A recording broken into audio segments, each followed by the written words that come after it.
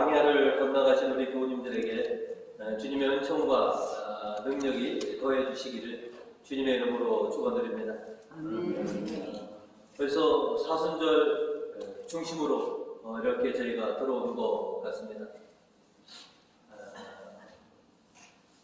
이제 항상 우리의 믿음의 전열을 좀 가다듬어서 또 주님께서 지금껏 우리를 인도해 주신 것처럼 주님의 인도를 받아서 이 사순절을 잘 건너가셔서 정말로 영광과 기쁨을 누리실 수 있는 그런 우리 교우님들 되시기를 주님의 이름으로 축원드립니다. 오늘은 회개하고 돌아오라 라고 하는 제목으로 은혜를 나누고자 합니다. 먼저 오늘 성경은 우리로 하여금 회개로 부르시고 계십니다. 주님께서 우리를 회개로 초대하고 계신다라고 하는 것을 우리가 먼저 기억할 필요가 있습니다. 사순 3주일에 접어선 우리가 지금 해야 할 것은 무엇보다도 회개하는 것입니다. 우리를 회개로 부르시는 주님의 초대에 기꺼이 응답드리는 것, 이것이 우리가 해야 할 가장 첫 번째 일인 것이죠. 우리 모두가 알고 있는 것처럼 회개라고 하는 것은 하나님께로 우리가 완전히 방향을 이렇게 전환하는 겁니다. 철저한 완벽한 방향 전환, 그리고 하나님의 뜻에 따라 우리의 삶의 태도를 완전히 바꾸는 것, 이것을 회개라고 하는 것이죠. 주님께서는 우리가 회개하여서 당신께로 돌아오기를 그렇게 촉구하고 계십니다. 왜냐? 회개하지 않으면, 당신께로 돌아오지 않으면 멸망만이 우리에게 다가올 그 순간밖에 없다라고 하는 것이죠. 회개하지 않는 자에게는 오직 멸망만이 있으리다라고 하는 것이죠. 오늘 복음에서 보시면 많은 사람들이 빌라도가 갈레아 사람들을 학살하였습니다. 그들이 끔찍하게 죽었습니다. 그들은 회개하지 않아서 그렇게 죽은 것입니다. 이에 예수님께서는 3절로 이렇게 얘기합니다. 잘 들어라. 너희도 회개하지 않으면 모두 그렇게 망할 것이다. 그리고 주님은 또 이 얘기합니다. 실로암 탑이 무너져서 18명이 죽었는데 그들도 회개하지 않았기 때문에 그렇다. 5절로 보시면 잘 들어라. 너희도 회개하지 않으면 모두 그렇게 망할 것이다. 회개하는 거예요. 하나님께 돌아와.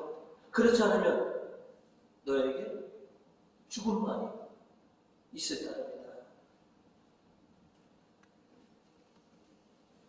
그래서 주님은 제발 좀 돌아와라. 제발 회개하고 하나님 품으로 돌아와라. 라고 이렇게 우리를 부르시는 것입니다.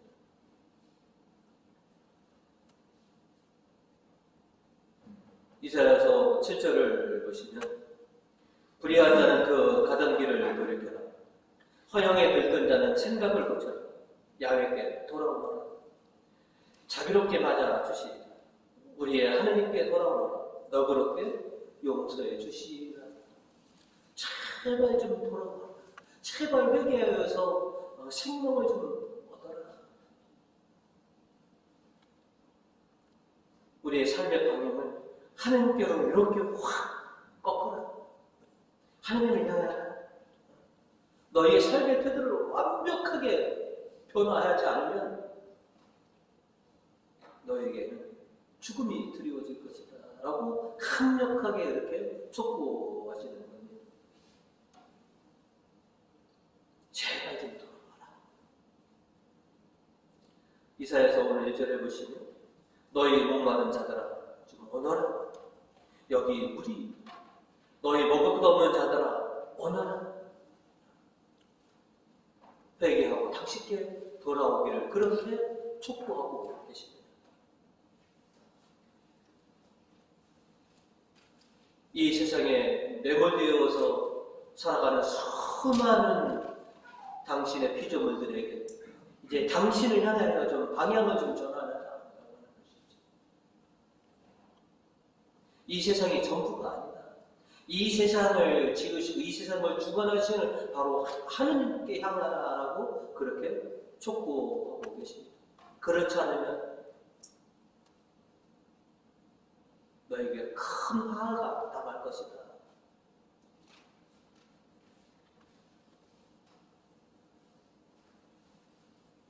회개하고 하나님께 돌아오는 것, 그것이 어떻게 보면 가장 큰 축복이기도 합니다. 그렇지 않으면 큰 화를 당하거나 너희가 죽음을 면치 못할 것이다. 회개하고 돌아온 한 사람이 있습니다. 죽을 것 같아서 살려고 주님께 돌아온 한 사람이 있는데 그게 바로 저입니다.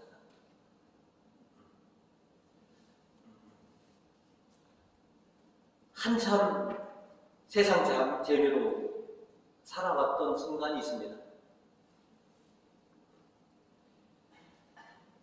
그저 돈 버는 재미에 흠뻑 빠져서 그렇게 살았던 적이 있었습니다. 제가 회사 내에서도 어느 정도 위치에 있기 때문에 일을 제 마음대로 조절할 수가 있었습니다. 돈 버는 재미에 빠지니까요. 만들어서 잔업을 하고요. 일부러 특권을 만들어서 하기도 했습니다. 그렇게 하다 보니까 제 본봉보다 수당이 더 많아지더라고요. 이 재미에 빠져서 기숙사에서 집에도 오지 않고 그저 몇 달씩 그렇게 그 재미로 살았던 적이 있습니다. 그러다가 이제 제가 아무리 조절을 하더라도 일량이 한정되어 있으니까 그래서 집에 가게 되었습니다. 그리고 집에 갔으니까 당연히 이제 몇 달 만에 주의를 지키게 되었죠. 그때 저에게 전해진 복음이 바로 오늘 누가복음입니다.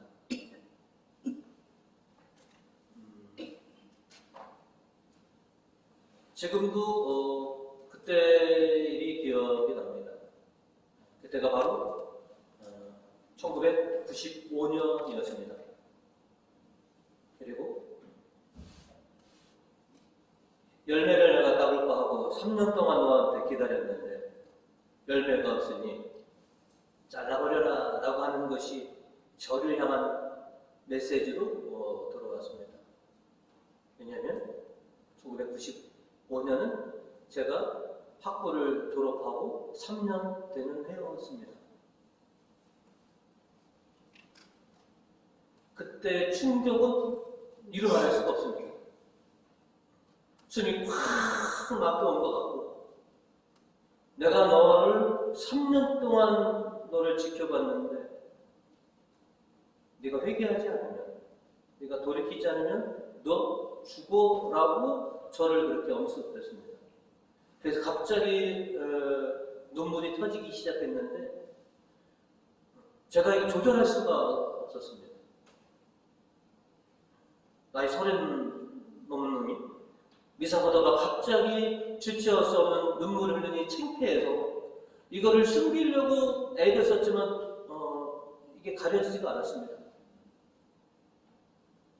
그리고 신부님이 설교하시는데 설교네요. 그 누구의 소리도 아무것도 들리지가 않았습니다. 미사를 마지막까지 어떻게 들었는지도 모릅니다. 그저 저에게 닥친 것은 내가 이래다는 죽겠구나.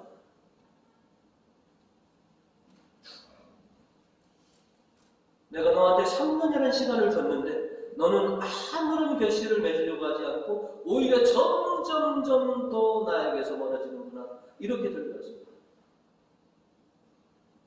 그리고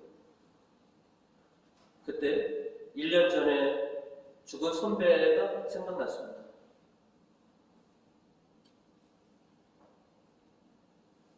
일 년 전에 선배 하나가 뱃살을 했거든요. 저보다 3년 전에 1년 선배입니다. 그래서 남일 같지는 않습니다. 나도 회개하지 않으면 그 선배처럼 나도 죽겠구나. 그래서 저는 저 살려고 회개했고 또 살려고 돌아갔습니다. 그의 겨울에 다시 가족들에게 부모님에게 말씀드리고 또 신부님에게 말씀드려서 다시 신학교에 원서를 넣어서 그 이듬해 3월에 다시 입학을 하게 되었습니다. 그때 죽지 않고 살아서 지금 제가 여러분 앞에 지금 서 있습니다. 그때 제가 회개하고 돌아오지 않았다면 저는 먼저 부름받은 그 선배처럼 저도 죽었을 거다라고 저는 믿고 있습니다. 그리고 그때처럼 이 복음이 살아서 저를 그렇게 옥죄올 줄은 몰랐었습니다. 지금도 기억합니다. 그래서 늘 자신에게 얘기합니다. 하나님의 말씀은 항상 살아있다. 누군가에게 굉장히 주관적이겠지만 저는 이 누가복음 13장이 저를 회개한 그런 구절로 저는 늘 기억하고 있습니다. 주님께서는 이 누가복음의 말씀, 13장의 말씀을 통해서 저를 회개시켰고 저로 하여금 다시 당신께로 돌아오게 해주셨습니다. 천만다행으로 저는 회개하였고 주님께 돌아와서 지금 이렇게 주님의 말씀을 전하고 있습니다. 제가 저에게 향한 회개의 촉구를 제가 듣고 응답한 것처럼 지금 이 순간에도 수많은 당신의 사랑하는 자녀들에게 회개하라고 주님은 촉구하고 계십니다. 돌아오라고 지금 애타게 부르짖고 계십니다.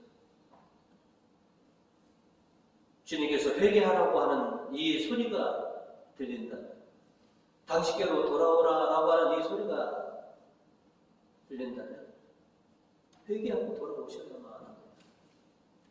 그래야지만이 큰 화를 면하실 수가 있습니다. 그래야지만이 사실 수가 있습니다.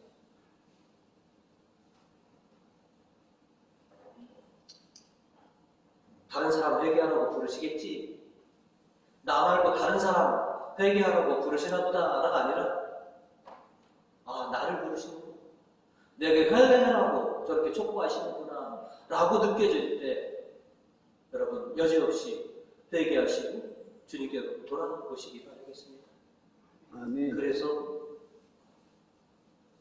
주님과 함께 살아가는 그런 삶을 다시 한번 부여받으시기 바라겠습니다. 지금도 주님은 끊임없이 우리에게 초대하십니다. 회개하여 당신께 돌아오라. 지금도 많은 우리 형제자매들이 이렇게 촉구하시는 주님의 회개의 초대에 응답하기를 간절히 소망합니다. 주님께 돌아오셔서 주님과 함께 새로운 삶을 그렇게 시작하시는 우리 교우님들 되시기를 주님의 이름으로 축원드립니다. 오늘 성경은 저희에게 두 번째로 열매 맺어라 라고 이렇게 촉구하고 계십니다. 우리 경내에 안나의 뜰에 배나무가 몇 그루 심겨져 있습니다.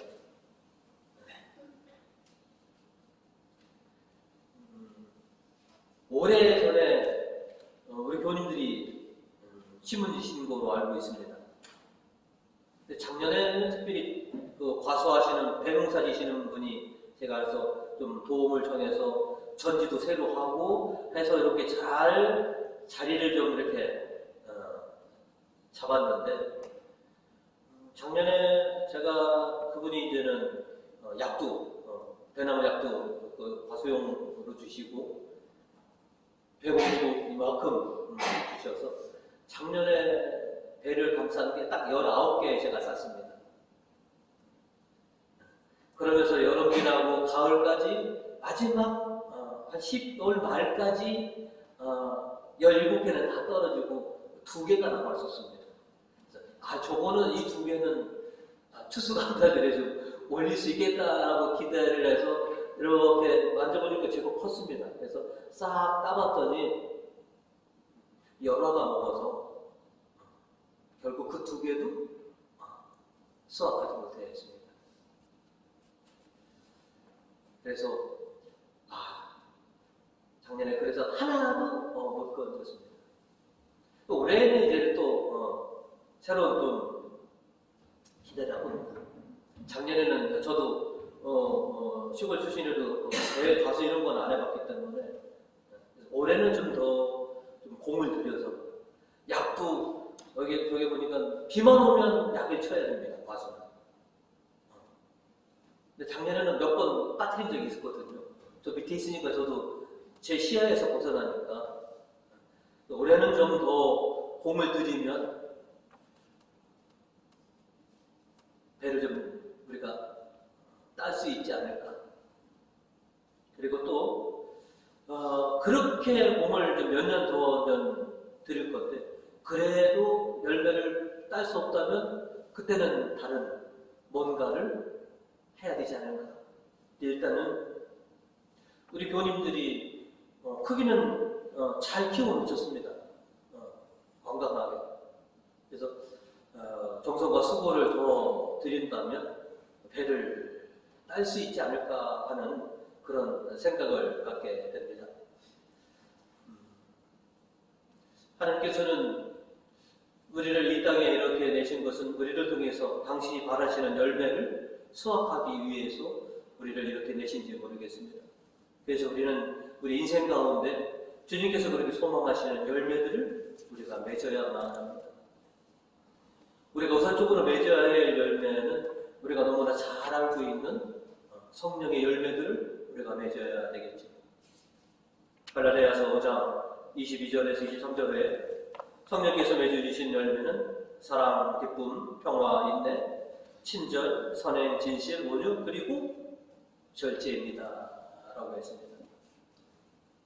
주님께서는 우리를 통해서 이렇게 성령의 열매를 맺기를 바라시고 계십니다. 그 외에도 성령의 열매 외에도 우리가 맺어야 될 열매가 참 많습니다. 먼저 늘 이렇게 주일이면 주님 성전에 오시는 것, 주일 성수를 하셔서 개근상을 한번 늘 타시야죠. 사회에서도 결근 결석이 잦은 직원들을 반기는 곳은 그 어디도 없습니다. 주님도 마찬가지십니다. 당신 성전에서 우리가 개근하기를 그렇게 바라시고 계십니다. 그 개근의 열매 우리가 맺어야 되겠습니다. 시편 2절은 그래서 우리에게 이렇게 얘기합니다. 당신을 그리면서 성소에 왔사오며 당신의 힘, 당신의 영광을 배웁니다. 주님의 성전에서 개근하는 열매를 여러분 한번 맺어 보시기 바라겠습니다. 그리고 세상에서 명장, 명인, 기능장이라고 하는 그런 훌륭한 칭호들이 있다면 교회에서는 크리스찬, 저보다 그거보다 더 좋은 칭호가 하나 더 있는데 예수쟁이라고 하는 이 열매를 우리가 한번 참 쟤는 정말로 크리스찬이야, 참 신자야, 쟤는 정말로 예수쟁이야 라고 하는 이 열매를 우리가 한번 따봐야 되지 않느냐. 그래서 항상 주님을 찬양하고 오롯이 마음과 생각이 온통 주님께 향하는 그런 열매들을 우리가 좀 수확해내야 되지 않느냐. 시편 4절은 이렇게 얘기합니다. 이 목숨 다하도록 당신을 찬양하며 두 팔 들어 당신 이름 찬양하리이다. 6절부터 이렇게 얘기합니다. 잠자리에 들어서도 당신 생각, 밤을 새어가며 당신 생각뿐입니다. 온통 제 마음과 온통 제 생각은 오직 주님 당신만이 있습니다 라고 하는 것.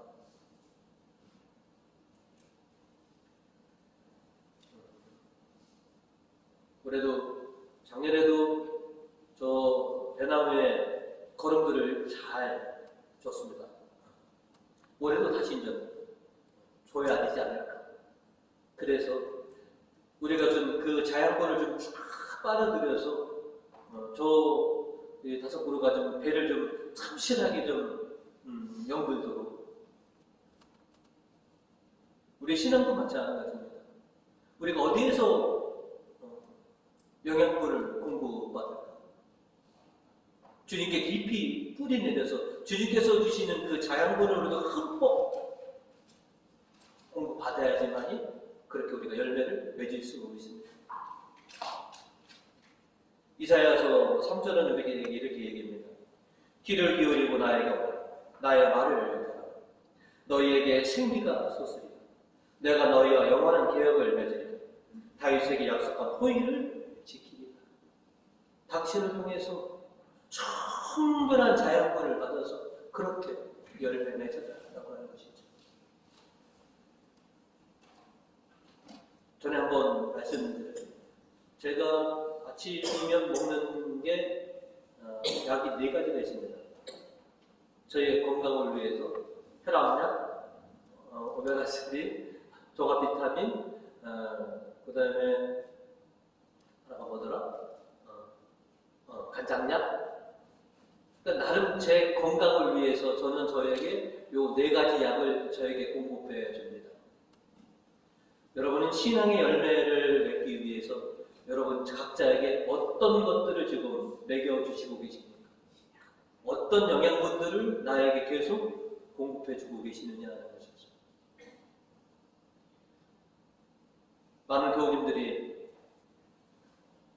사순절 미사를 통해서 매일매일 자신에게 성취와 보혈을 먹여주시고 계십니다.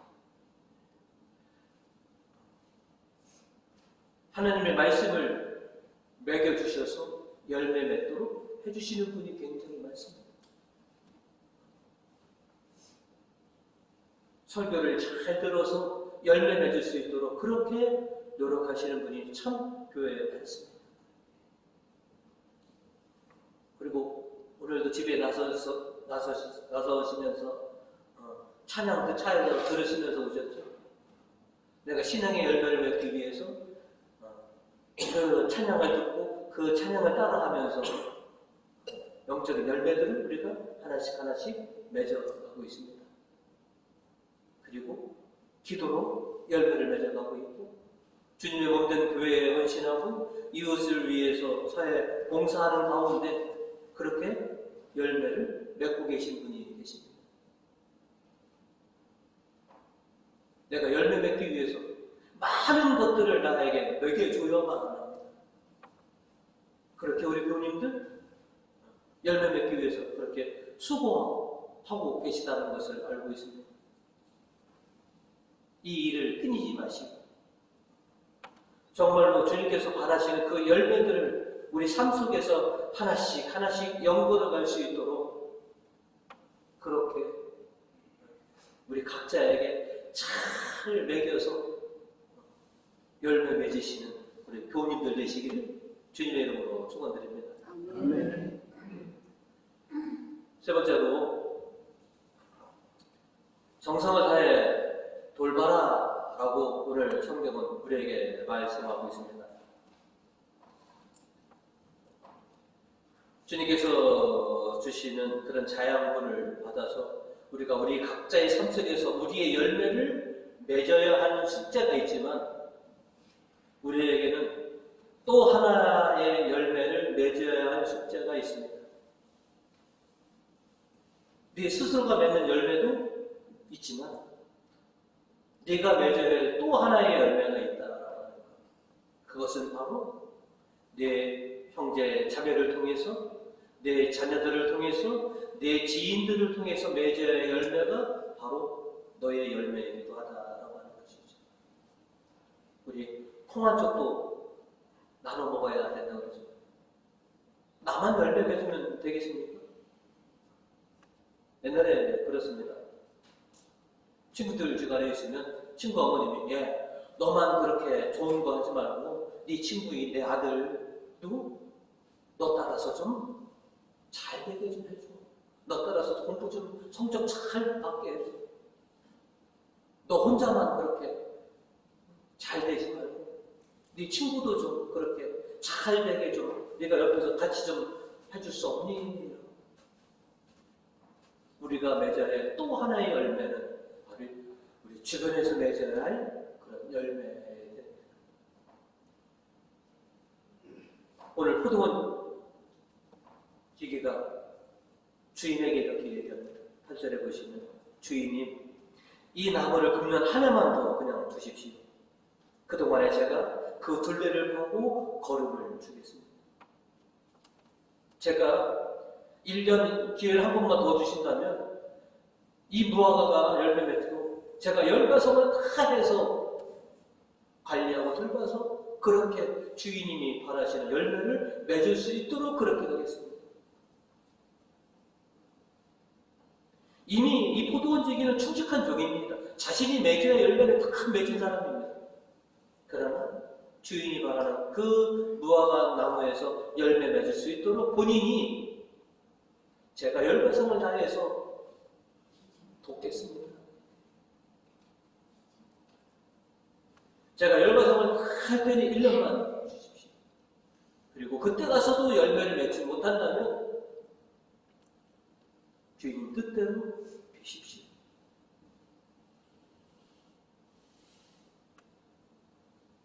우리는 흔히들 이렇게 얘기합니다. 시간이 좀 지나면 느끼는 게 있겠지.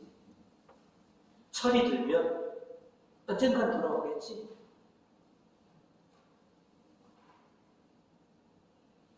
이 정도로는 부족하다는 겁니다. 포도원 지기처럼 적극적으로 열매 맺을 수 있도록 제가 개입하겠습니다. 제가 열과성을 다 하겠습니다. 말에서 되는 일이라면 귀에 딱지가 앉을 정도로 제가 하겠습니다. 무릎팍에 굳은 살이 바뀌도록 그렇게 기도하고 그렇게 정성을 다 쏟아서 열매 맺도록 그렇게 제가 돕겠습니다.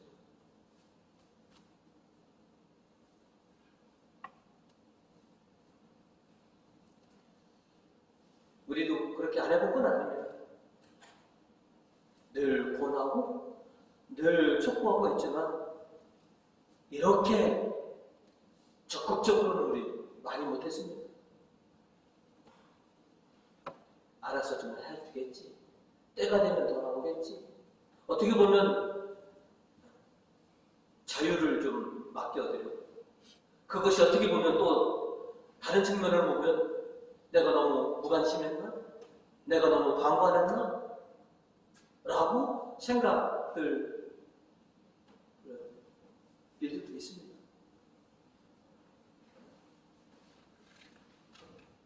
포도주기는 더 적극적으로 더 열과 성을 다해서 제가 개입하겠습니다. 열매 맺도록 하겠습니다. 라고 하는 것이죠.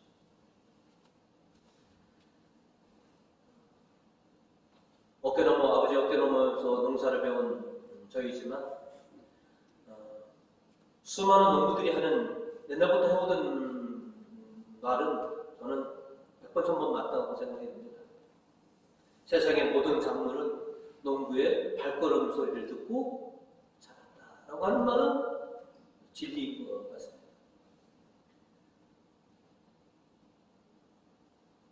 밖에 한 번 발걸음한 농부의 결실과 10번 발걸음한 농부의 결실과 100번, 1000번 발걸음한 농부의 결실은 확연히 다릅니다.